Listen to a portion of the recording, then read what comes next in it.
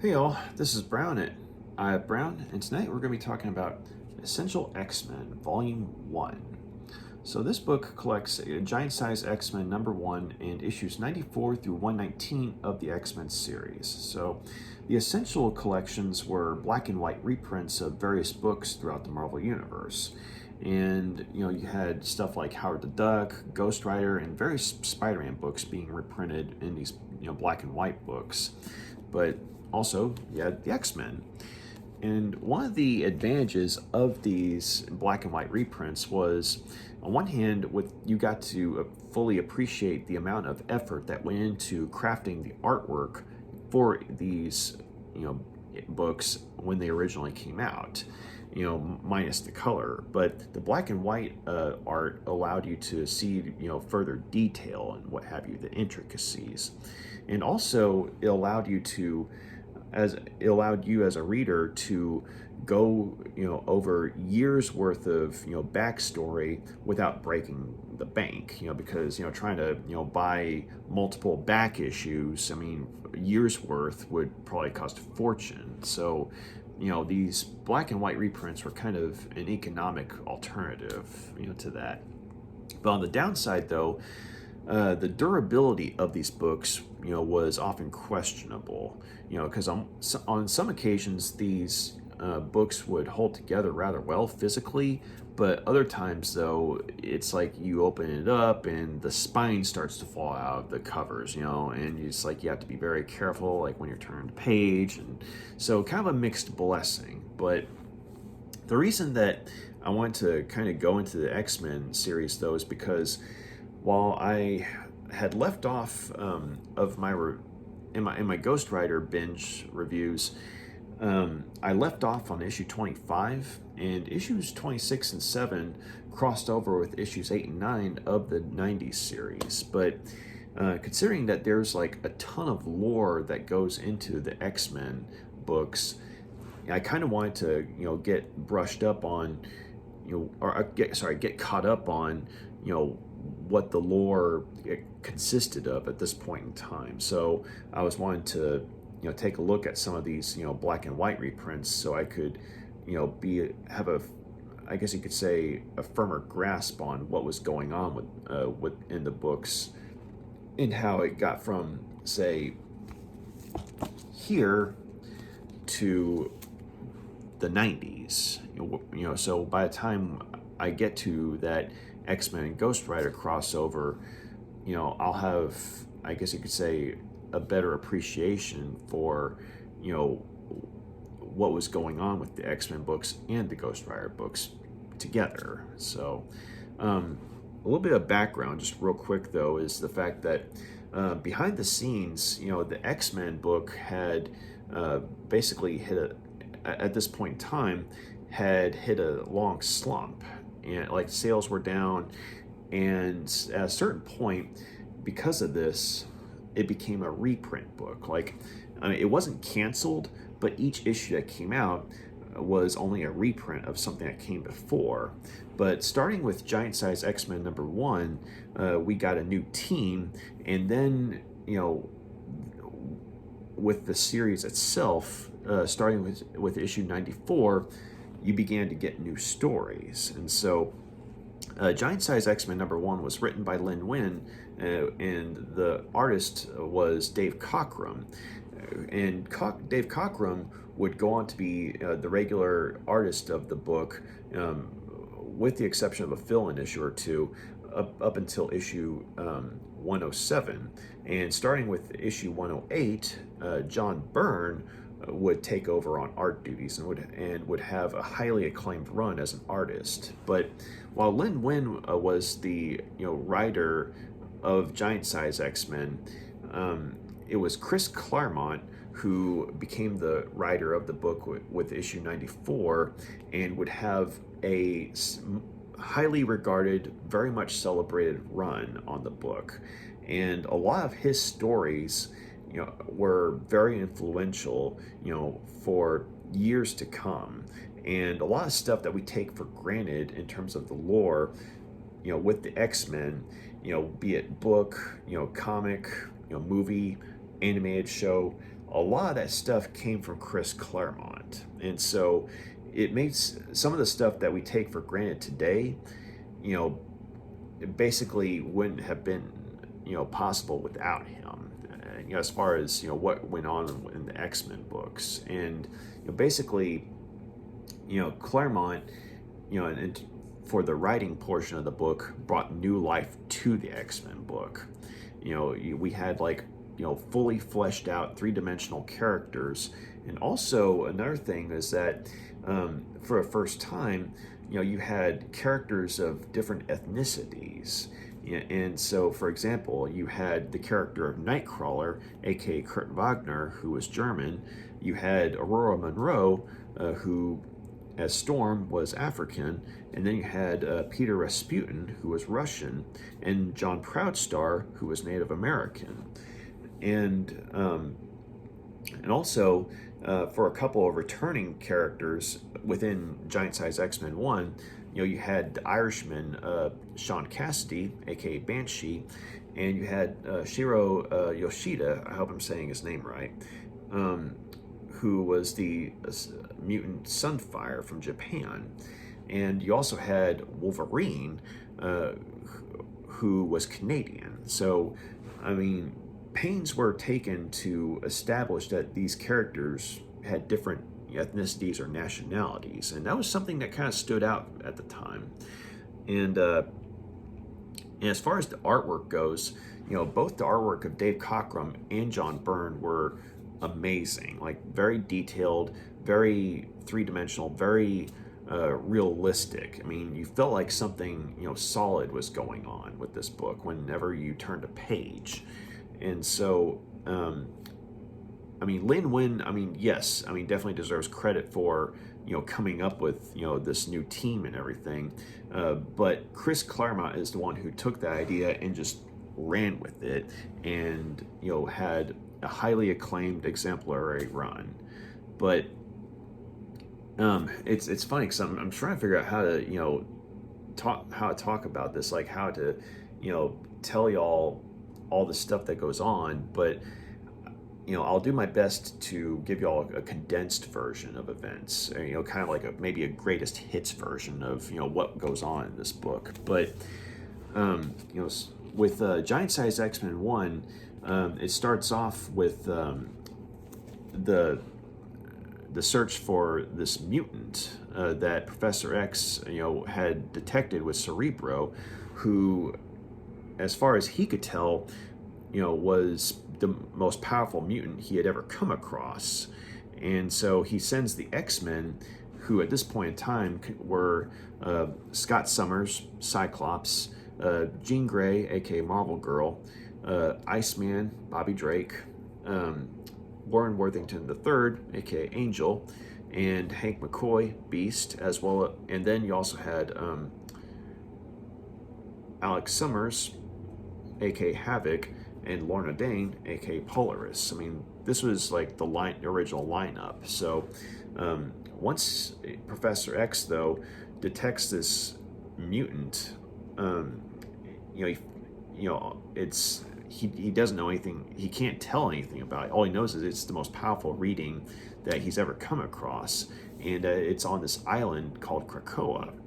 And so the X-Men they take this plane to the island, and they're looking around, but so far they initially can't find anything, but then they get attacked, and they don't see what hit them, and Cyclops wakes up, and he's the only one still standing, or at least the only one that makes it back from the island. But the thing is, he doesn't remember how he got back. He doesn't remember, getting back on the plane and, flying to Westchester Mansion where Professor X is. And, obviously something happened, though, because, the ship, the airplane, was basically forced to stay on autopilot. So as much as Cyclops wanted to, he couldn't take the plane back to Krakoa. So he sets down back at Westchester Mansion and tells Xavier what little he knows of what happened. And Professor X he realizes that, if they're going to try and find out what happened to the X-Men and find this new mutant, they need a new team. And so, that's where, he finds, these new characters: Nightcrawler, Storm, Colossus, Thunderbird, and a couple of returning familiar faces, in the forms of Banshee and Sunfire, and also Wolverine, who, while this is his first appearance in an X-Men book, it's not his first appearance in the Marvel Universe in general. It was back in a couple issues of The Incredible Hulk. But with this new team, though, Professor X and Cyclops, they do their best to train them and, give them a sort of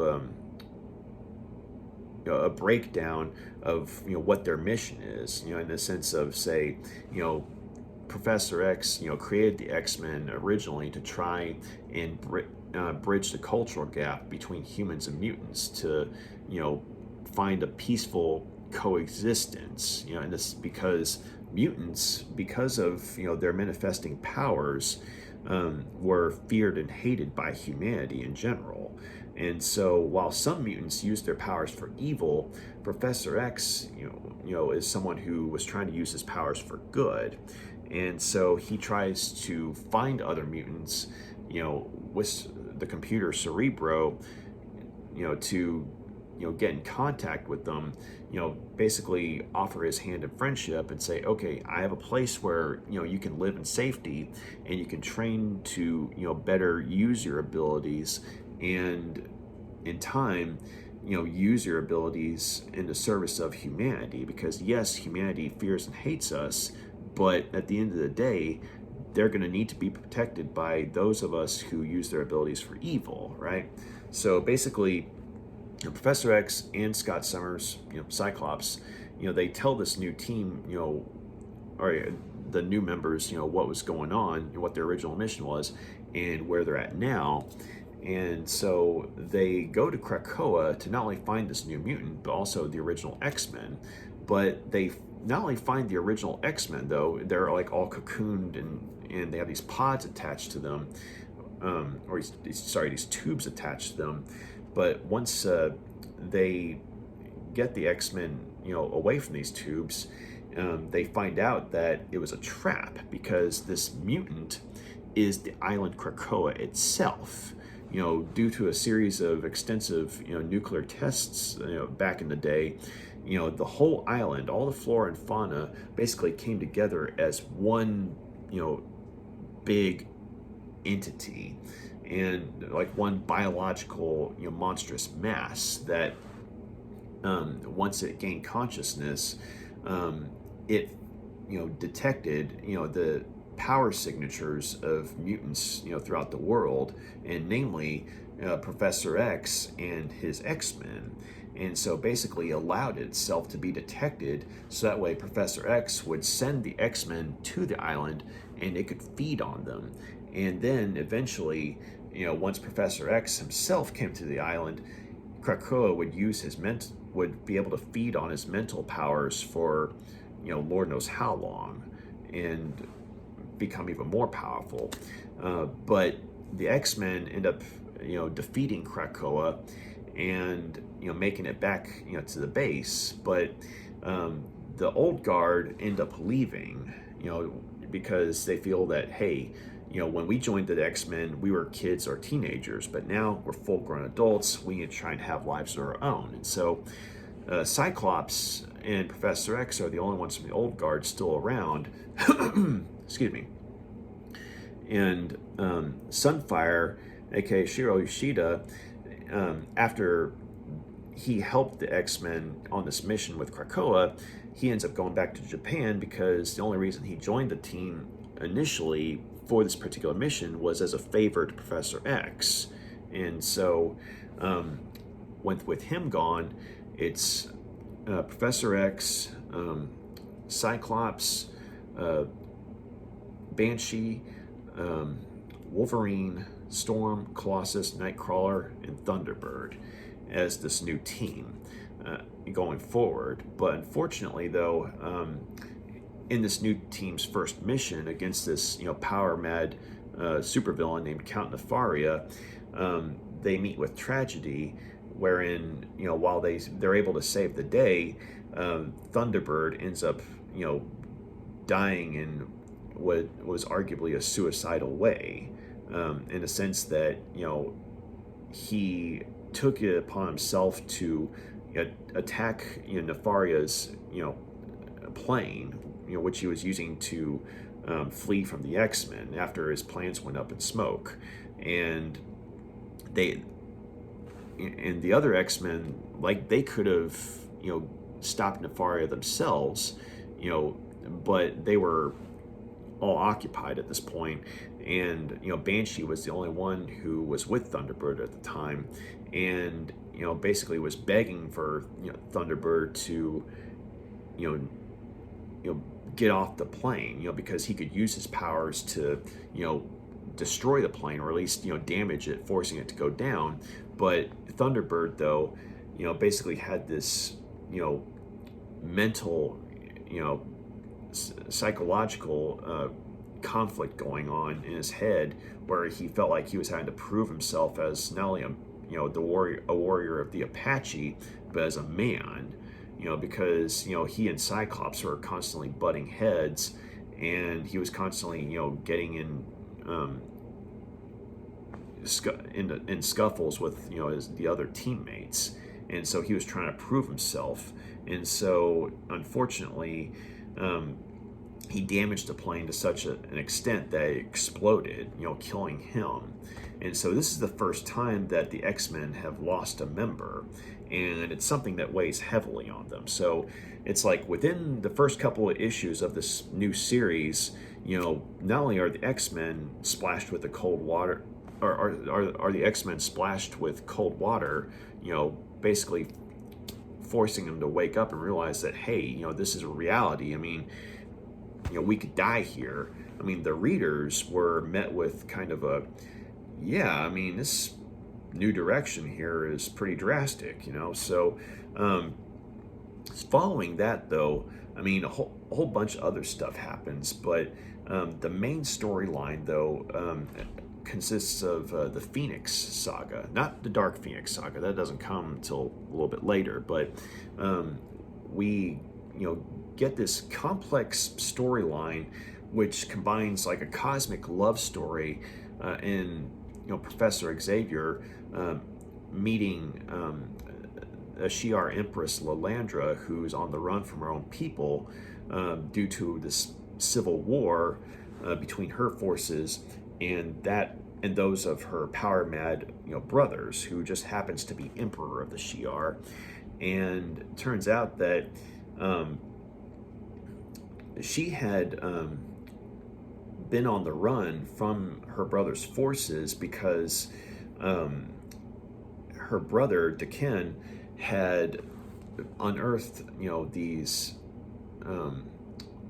artifacts that pointed to the location of this thing called the Imkron crystal, which contained the end of all that is in the Shi'ar language, as translated.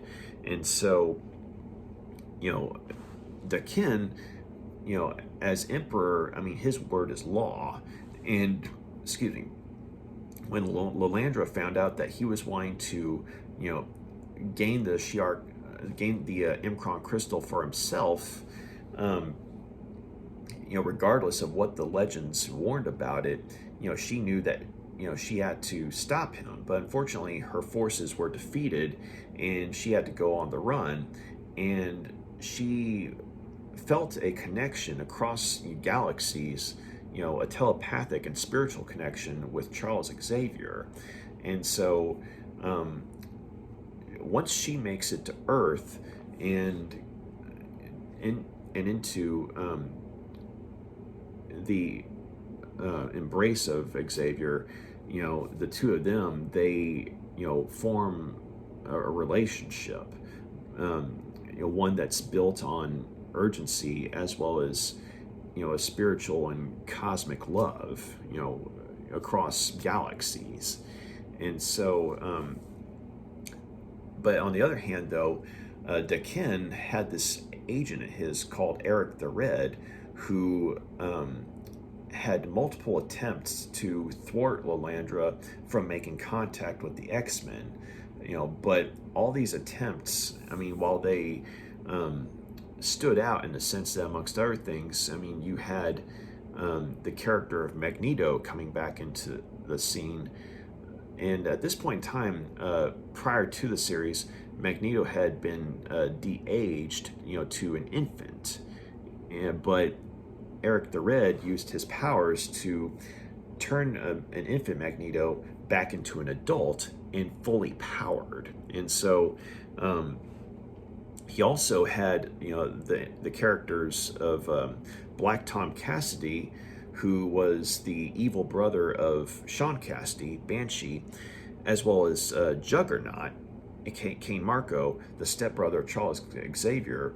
He had them in place to go up against the X-Men as well. And he also kidnapped and mentally manipulated Havoc and Polaris to work on his behalf against the X-Men as well. But most importantly, he discreetly supported this mad military officer to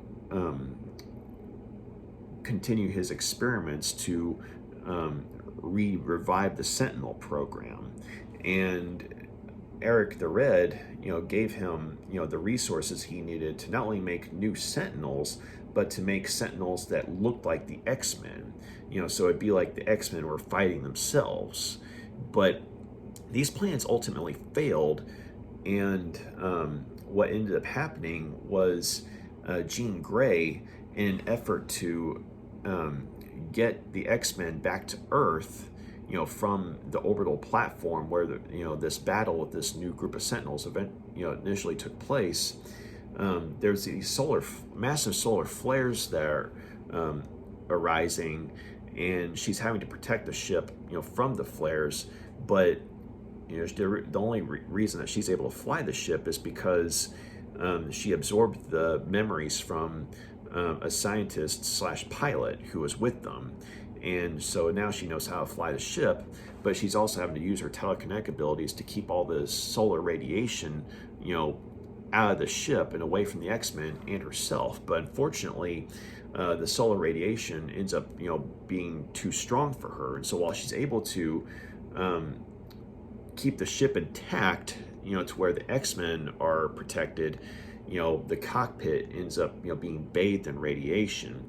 And so the ship crashes on Earth, but Jean Grey, she emerges and claims to be no longer Jean Grey, but Phoenix. But then she passes out. And so the X-Men are like, what just happened? And Scott especially. And so, because that's the woman he loves. And so, I mean, she comes to, she revives, in the hospital, but she doesn't remember much of what happened. Just she doesn't know who Phoenix is or why she has these, drastically enhanced powers now. But, what eventually ends up happening, though, is that the X-Men end up going to another galaxy entirely, because Eric the Red, in one more attempt to, prevent the X-Men and Lilandra from forming an alliance, he basically has this former Herald of Galactus called Firelord work on his behalf, albeit through manipulation. And in the process, he kidnaps Lilandra and goes through the Stargate that he had put together. And so the X-Men were able to, defeat Firelord and go through the Stargate as well, where they're in another galaxy entirely. And so it's them, fighting on behalf of Lilandra, and going up against, Dakin and the Imperial Guard, which consists of multiple, aliens who, are this sort of galactic super team.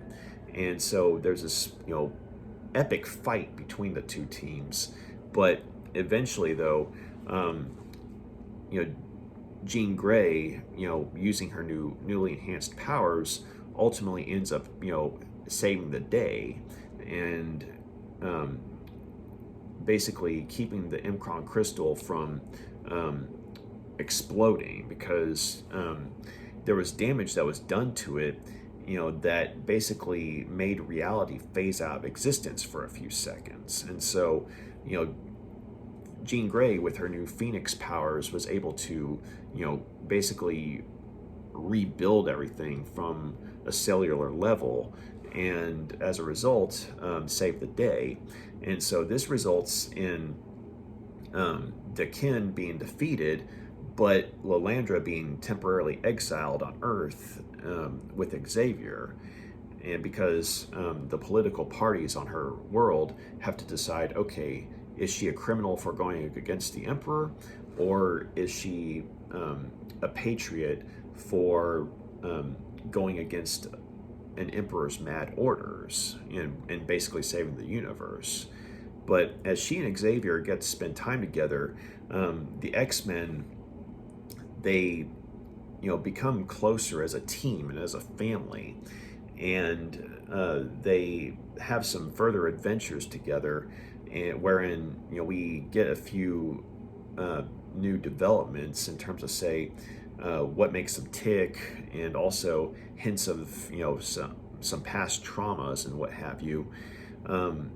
And amongst other things, you have the introduction of Weapon Alpha, who is James MacDonald Hudson, who is a former friend and team member of Wolverine's, back from Wolverine's days in Department H. And Department H is basically the Canadian government organization that would eventually give birth to Alpha Flight, which is introduced later on in the series. But Weapon Alpha, aka James MacDonald Hudson, is the first that we see of all this. And it's also kind of another glimpse into Wolverine's past, because, he's apologizing to the X-Men after the fight with Weapon Alpha, that, he and I were once friends. We were as close as brothers, but, I don't think this is the last of it. Because Weapon Alpha had come from Canada to America to bring Wolverine back, because when he joined the team, he was initially in the employ of Department H, but when given a chance from Professor X to have more autonomy and be a free agent, he left Department H, and so technically he was still an employee of Department H. Like, he still had resources that Department H had invested in him, training, money, and what have you. And so Weapon Alpha had been sent by the Canadian government to get Wolverine back, but that failed. But it was kind of a hint of things to come, and a little bit more of a glimpse into Wolverine's backstory, or at least a portion of his backstory. And we also find out that Storm was claustrophobic. In one of the battles earlier on in the book between the X-Men and Juggernaut and Black Tom Cassidy, we find out that due to childhood trauma, wherein her family and her were caught in a war, or it was like a war or a terrorist attack. It was one of the two. I'm trying to remember, but her family was killed, and she was the only one who survived. But she was basically buried in the rubble with her family, and she was just a little kid. And so, basically, anytime, it's like she's one of the most powerful members of the team, but if it's an enclosed environment that they're fighting in, it's something that, basically shakes her. Like, it stops her from being able to use her abilities to the fullest extent, because she's having to contend with all this trauma. And and we also learn just that these are like people with, stories of their own, and, just adding to the tapestry of, the X-Men, lore in general. And we get another showdown with Magneto, who at this point had, after having been turned back into an adult by Eric the Red, he initially had defeated the X-Men, but then, he like basically had allowed them to retreat, and basically he had won the battle that they were initially in, but he wasn't content with that, and so he wanted to exact an extreme form of revenge on them, due to, Professor X and others having turned him into an infant. But before he can do that, though, he found that, the X-Men had been kidnapped by an old enemy of theirs, this hypnotist, telepathically gifted hypnotist named Mesmero, and, he had turned them into these, sideshow circus freaks, and totally changed their personalities. And at this point, Beast, who had left the team at the beginning of this book, had come back to look for them, because, as a member of the Avengers, he basically had lost contact with them and was trying to figure out what was going on. And so as he's looking for the X-Men, Magneto, follows Beast to find the X-Men. So Beast is looking for the X-Men while Magneto is discreetly following him. But once, this whole Mesmero drama plays out, Magneto, shuts Mesmero down, knocks him out, and abducts the X-Men and brings them to this, elaborate fortress he has in Antarctica. And, he imprisons them in such a way to where they're confined to these chairs, and they're unable to talk, and they're unable to take care of themselves. And basically they have all their intelligence intact, but none of the ability to act on said intelligence. Like, basically he's reduced them to overgrown babies, literally. Like they're physically adults, but because of the machinery with these chairs, they're incapable of taking care of themselves or uttering a single, coherent word. And so he wants them to know what it was like for him, to be, turned from an adult into an infant. And basically he's wanting to leave them like that. And he has this robot to take care of them, while he, goes about looking for Xavier. But it's Storm, of all people, who plays a huge part in getting him out of there, because in her, her headdress, she has these lockpicks, hidden away. And while she's unable to, use her, limbs and what have you, she's able to sort of like, have her head go back and forth until the headdress falls down, and she's able to, get one of the lockpicks with her teeth. And it's a painstaking process because, this robot nanny that Magneto has to take care of them, keeps on coming back and, putting the headdress back on her head. But eventually, though, she's able to get one of the lockpicks, and you get the idea that, she was eventually able to, get herself free, and then the other X-Men free. Because one of the things that you find out about her is that, she, after, her traumatic childhood, she grew from a child to a teenager in the streets of Cairo, and she learned to be a master thief. And so, and that's how she learned to be an escape artist too. And so she uses her skills, as an escape artist and thief, to, help get the X-Men out of this jam. And so, so once, they're out of these chairs, Magneto, he comes back to the base and he finds the robot nanny, just kind of going in circles, and he knows that the X-Men have broken free somehow, but he also, he's thinking that it's going to be a cakewalk to defeat him again. But this time, though, whereas both in their first fight with him and in their second fight, when he abducted them, basically they were all going at him one at a time, and instead of acting cohesively as a team. But this time, though,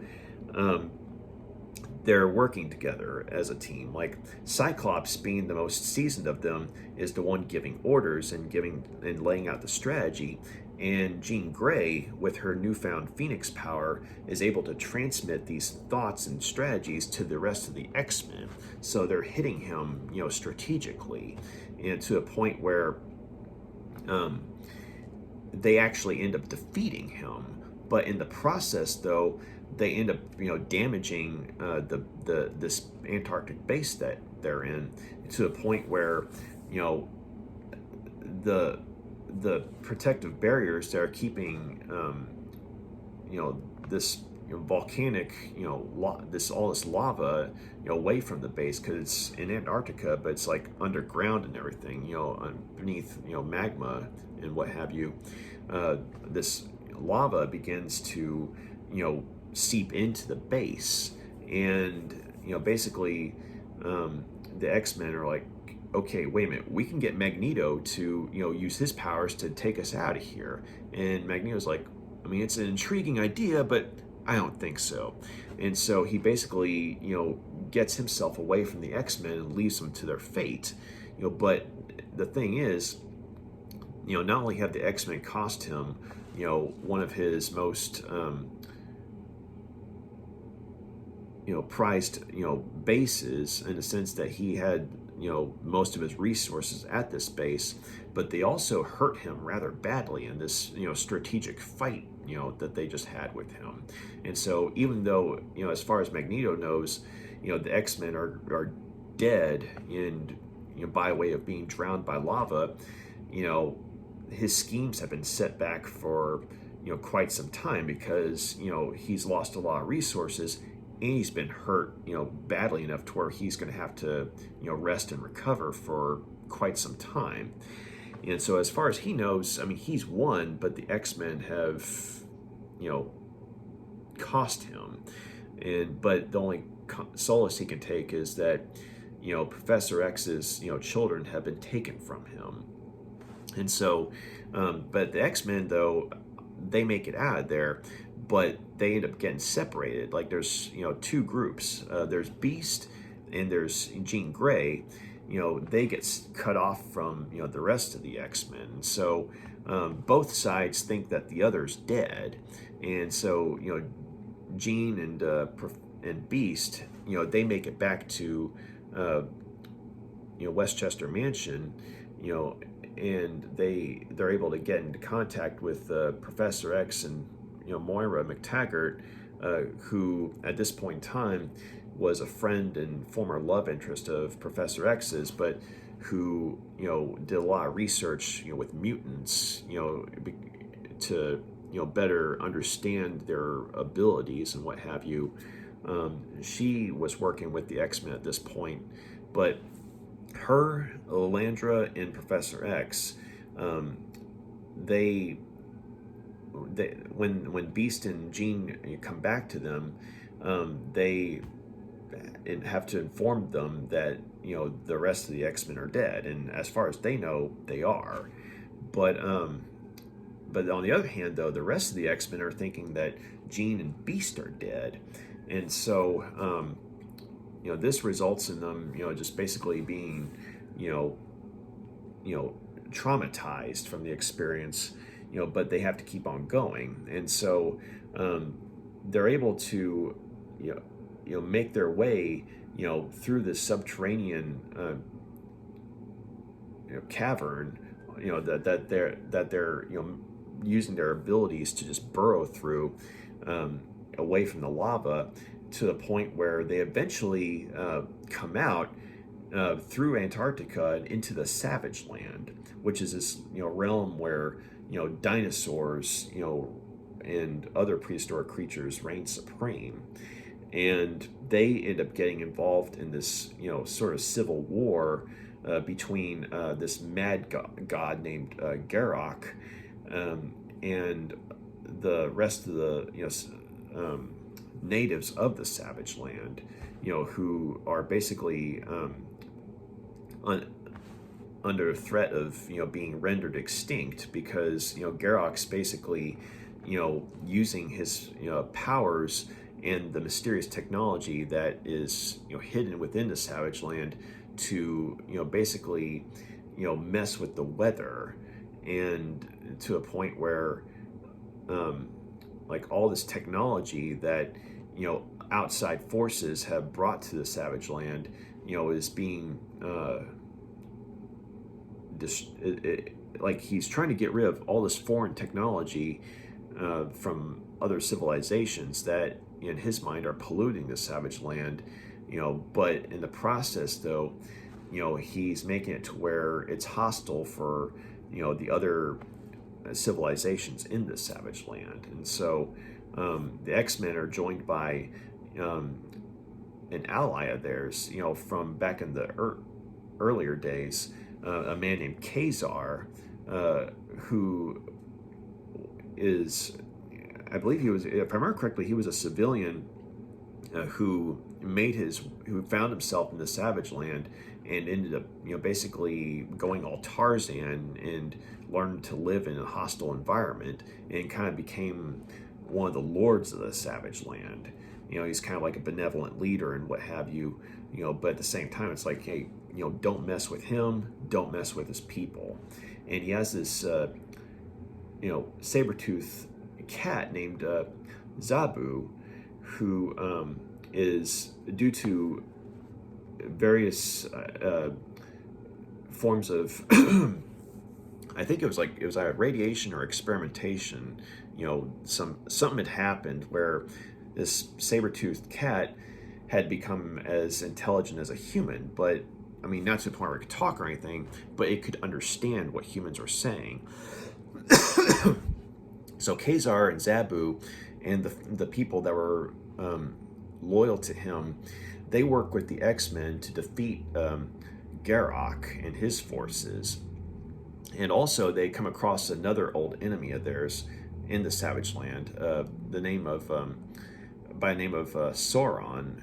And Sauron, is basically this sort of, energy vampire almost. Like, he was originally, I believe he was like a mutant who basically had to feed off of, the life force of other people or other organisms in order to survive. But if he feeds off of a mutant, he ends up turning into this, humanoid pterodactyl-like, creature who basically, wants to wipe out humanity and, reign supreme, as like a new life form. And so in the Savage Land, I mean, Karl Lycos, I mean, he initially, was trying to, I mean, basically he had faked his death after like his previous encounter with the X-Men, and he figured, with the world thinking that himself and Sauron are dead, it's a chance for him to make a fresh start. And so he makes his way through the Savage Land by feeding off of animals, but not humans though.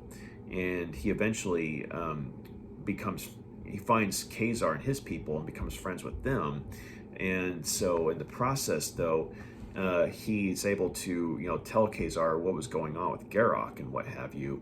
And so when the X-Men came on board, Lycos initially had accidentally tried to feed off of one of them because he didn't know that these were the X-Men, right? But he also didn't know that they were mutants, and thus he accidentally turned himself into Sauron. But the X-Men, defeat him, and he transforms back into Karl Lycos. And so Karl Lycos, he's able to tell him what he knows, and they're able to use this knowledge to ultimately defeat Garok. But in the process, though, Storm, she had actually tried to save him from falling into this pit, but unfortunately, though, as fast as they were going, she couldn't, make herself go any faster. And plus, she was, struggling with claustrophobia too, but she was trying to fight through it. But unfortunately, she wasn't able to save Garrock, and he fell to his death. And so, two people fell into the pit, only one came out. And so this is something that really traumatizes her to the point where, it's like she made it through one trauma. She was able to fight through her claustrophobia, but she, wasn't able to save, a life. And so even though Garrock was basically a mad god, I mean, she still feels, remorse for the fact that she couldn't save his life. But another thing that happens in this Savage Land adventure is that you find out that Wolverine has a healing factor.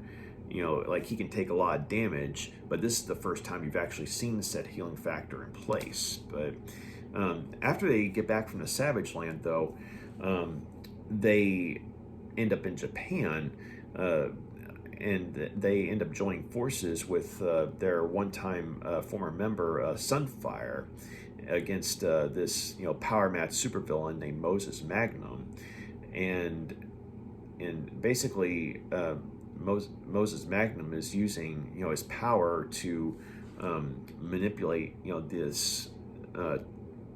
these machines that he and his forces have created to basically hold Japan at ransom.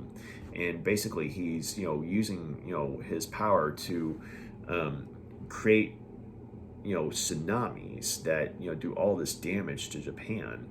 And a lot of lives are lost, and Japan is basically at the point of giving in to his demands and making him their emperor. But Sunfire and the X-Men join forces to basically mount a sneak attack into his base. And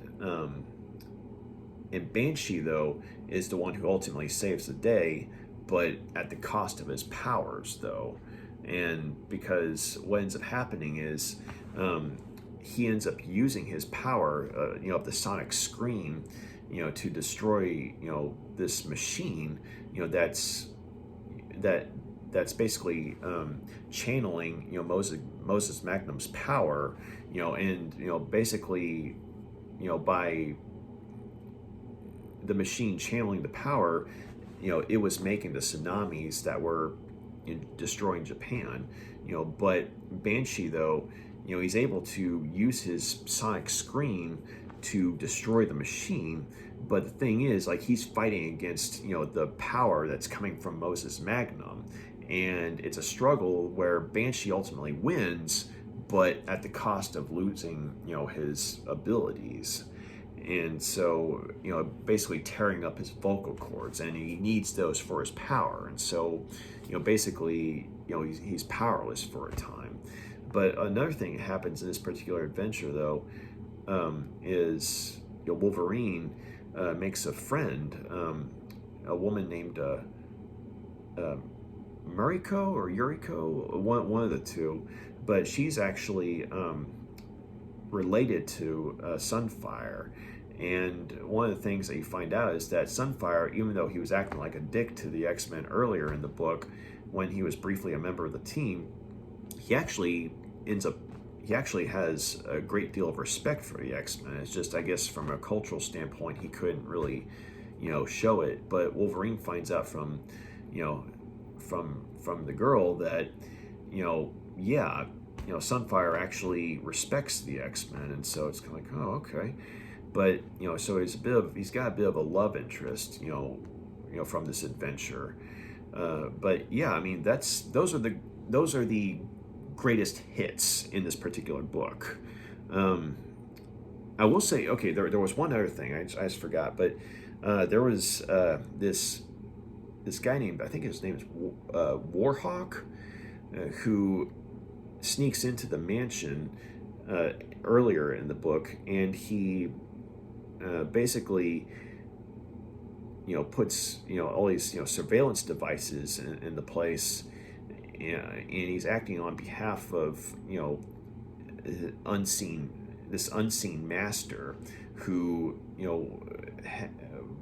he had at some point, I guess, taken him and remolded him to a point where he was physically more durable, like not quite human anymore, and he was acting as a soldier for this mysterious person who was wanting to destroy the X-Men. But at this point we don't know who these people are, but Warhawk ultimately ends up being defeated by the X-Men, but we don't know what the agenda is that he was working for, and we don't find out until later. But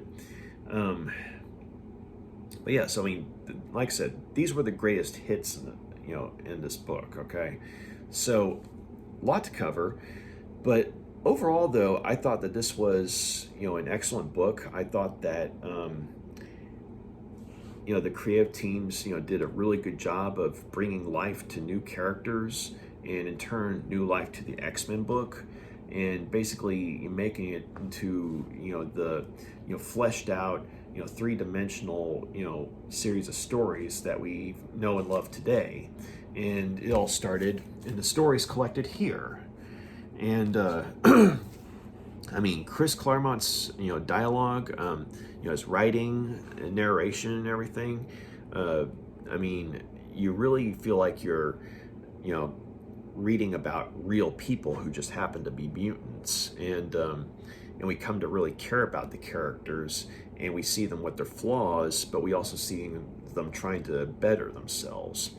And I also liked how Wolverine at this point was kind of like a dark horse of the book, but at the same time, while he definitely had some very memorable moments in this book, he didn't dominate the book, much like, say, he did later on in the X-Men books, like with his popularity and everything. But I liked how all the X-Men got a chance to shine, like everyone got a chance to be developed and what have you. And the artwork by Dave Cockrum and John Byrne was just amazing. And even though it's slightly different art styles, I mean, it's like you look at Dave Cockrum's art and then you look at John Byrne's art and you can tell which one's which. But at the same time, they both do such a good job of, making things look, fleshed out and fully realized, like with three-dimensional people and everything. But at the same time, not being out of place in a fantastical setting, whether it be, say, in somewhere like the Savage Land or in another galaxy entirely. I mean, things look believable. And it's like it's a good combination of realistic and fantastic, if that makes sense. And so, and Dave Cockrum would come back to the book, a few at multiple points, but throughout the series. But John Byrne, though, his celebrated run started, in the stories collected here, beginning with issue 108. And so, I liked how some of the themes that were explored, like, I mean, the fact that the X-Men are fighting a war here, and here we actually get some casualties, or at the very least we have an aftermath from said war. I mean, case in point, you have the character of Thunderbird. I mean, even though he was only with the team for 3 issues, I mean, Giant Size X-Men 1, issue 94 and 95. Even though he was with the team for only a short time, he was written well enough to where, I mean, he felt like a three-dimensional person. I mean, a bit of, more than a little bit of a jerk, mind you, because he had a major chip on his shoulder. But at the same time, though, someone who felt fleshed out and flawed. And so when he died, it was something that hurt, not just for his fellow X-Men, but for the readers as well. And if I remember correctly, I seem to remember reading something about how Chris Claremont and the rest of the creative team, they knew that they were going to kill off Thunderbird earlier on, because they had Wolverine and Thunderbird being very similar in terms of personality, and so basically they didn't want two jerks with chips on their shoulders in the same book, or being the main characters of the team in the same book, because that'd be kind of annoying, with two very similar personality types, like one of the only differences being nationality and what have you. So at the same time, though, they did it in such a way to where it felt like Thunderbird's death mattered. And so even though he was only on the team for a short amount of time, there was an impact that was felt with his death. And so I do wish that Thunderbird had been with the team for a few more issues, just because, I liked what we saw of his character, because we saw this guy who was trying to prove himself, but going about it the wrong way and what have you. And so, yeah, very tragic when he died. And I liked seeing, the characters of Nightcrawler, Colossus, and Storm, dealing with like cultural differences, between like where they came from and where they're at now in America, and how like they all became, tight, as lifelong friends starting here, and their interactions with, the veteran members of the group, like say Cyclops and Jean and Banshee even. And Banshee's another character I really liked because, he's definitely one of the older members. He's one of the oldest members of the team, but he's also, next to Cyclops, one of the few veterans of the team. And so he has a very unique perspective. But there are multiple times where, he's asking himself, what am I doing here? Like, he knows what he's doing here, but at the same time, he's like, I'm too old for this. But at the same time, he still, tends to be like one of the more capable members of the team, especially in, their fights with Magneto. And Magneto even mentions that. It's like, I think at one point he even said as, of all the new, members of this team, you're the only one who, was worthy of facing me in combat. But of course, then Cyclops comes in and, that's, changes things entirely because Cyclops is like a veteran of the team through and through. But yeah, so I like the relationship between the veteran members of the team that are on hand here and the new members of the team. And so it's like I like how even though Banshee and Wolverine were say new to the team itself, they themselves were actually veterans in their own lives, and so they kind of brought their experiences to this new team. And so Colossus, Nightcrawler, and Storm, they all learned from the veterans. And I also thought it was very endearing, like seeing Colossus, Peter, as a young man from Russia, far from home, how he's naive and idealistic, but he's also one of the most compassionate members of the group. Like basically you see him writing letters to his family, and trying to tell them what he can, like he's trying to condense like a vast amount of adventure into just a few letters, and there's something a little charming about stuff like that. And also, it was interesting seeing Professor X, on one hand with Moira McTaggart, a former love interest of his, but, seeing them having this, lifelong friendship. And on the other hand, him and Lilandra, their cosmic love story I thought was rather intriguing, simply because, she's an alien, he's a human, but it's like the two of them, they have a chemistry of their own. And so, I also like the characters that I forgot to mention, but in the whole Phoenix Imcron Crystal bit, there were these characters that are introduced called the Starjammers, which were basically these kind of like cosmic privateers that were led by a guy named Corsair, and basically they were fighting on behalf of Lilandra and her forces, and they ended up joining with the X-Men to fight against Daken. But something happens though. Jean, when they're in the Imcron Crystal, she's able to like read everyone's minds, and she finds out that Corsair is Cyclops' father. And so I liked seeing, the Starjammers, being introduced and developed just a little bit, not to where they dominated things, but to a point where it's like you get the idea that these are heroes of another story. But when Corsair realizes that Cyclops is his son, there's a lot of conflict there, because there was a very tragic event that happened, like namely, Daken's the one who killed his wife and Cyclops' mother, and and he's wanting to put all that behind him. But then when he's faced with his past coming back, he wants to get to know Cyclops, but at the same time he doesn't want him to know that he's his father.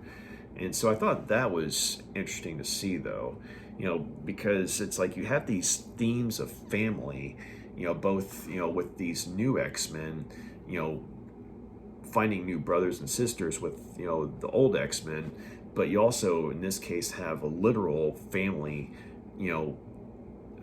coming back into contact with each other after Lord knows how long, except in Cyclops' case he doesn't yet know that Corsair is his father. So family plays a big part in this book, and that's something I think that makes the characters more endearing and makes it to where we as readers want to see these characters evolve, and as they do evolve they become even more fleshed out. And so it's not just characters that look cool and have these fantastic abilities, but they come across as just these fully three-dimensional people that we've really come to care about.